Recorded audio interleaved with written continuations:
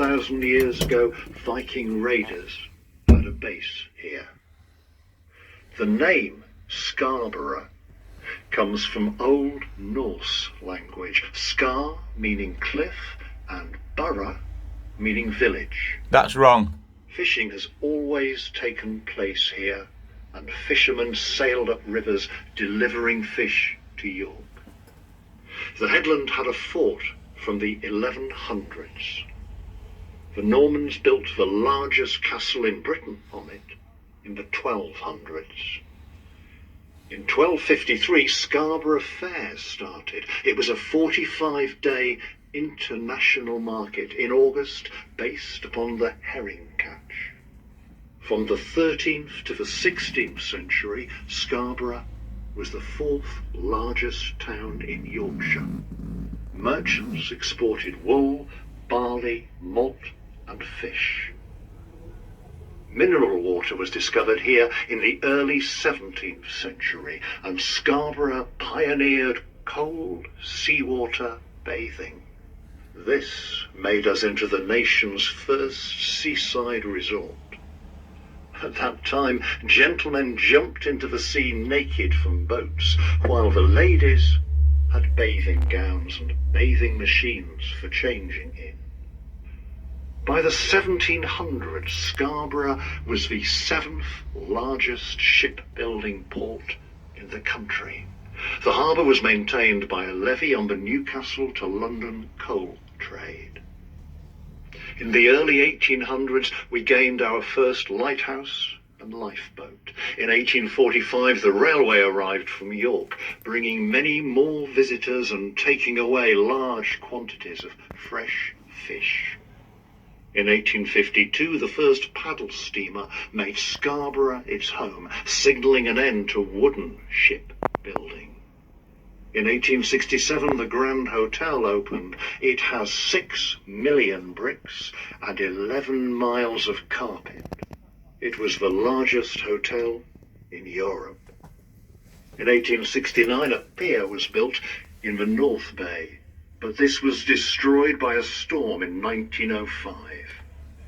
In 1875, Britain's first funicular railway, otherwise known as Cliff Lift, started running here.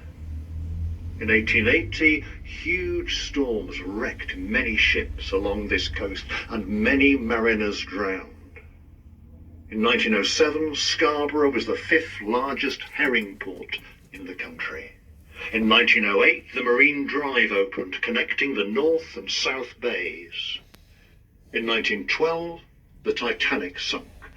Edward Harland, founder of the Harland and Wolff shipyard, was born here, as well as the Titanic's sixth officer, James Moody, one of those who drowned. In 1914, Scarborough was hit by 770 shells from 2 German battle cruisers. 18 people were killed, while a mine layer dropped 100 sea mines that were later to kill over 100 mariners. In 1917, a German submarine sank 13 of our fishing boats. In the 1900s, Scarborough had electric trams running through the town, and several open-air pools were built. In World War II, Scarborough was bombed by German aeroplanes. From the 1930s to the 1950s, tunny or tuna fishing took place. The largest caught was 851 pounds. In 1993, the Holbeck Hotel fell into the sea.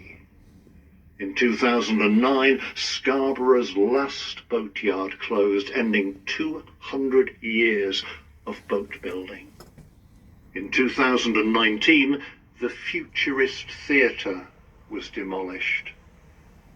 Today we are the second largest shellfish port in the country, and we welcome millions of visitors each year. If you want to learn more about our town's history, you can visit our full-size heritage centre at 45 Eastborough by turning right at the traffic lights next to the West Pier. Welcome to the world's smallest heritage centre. It is dedicated to Scarborough's maritime families, past and present. Scarborough's history goes back 4,000 years to Bronze Age settlers who lived on the castle headland. 2,000 years ago, the Romans built a lookout tower there. 1,000 years ago, Viking raiders had a base here. The name Scarborough comes from Old Norse language. Scar meaning cliff, and borough is from borg, which is stronghold, so it's Scarth Fishing Castle. has always taken place here, and fishermen sailed up rivers delivering fish. Scarthbog. The headland had a fort from the 1100s. The Normans built the largest castle in Britain on it. Yeah, that's it all.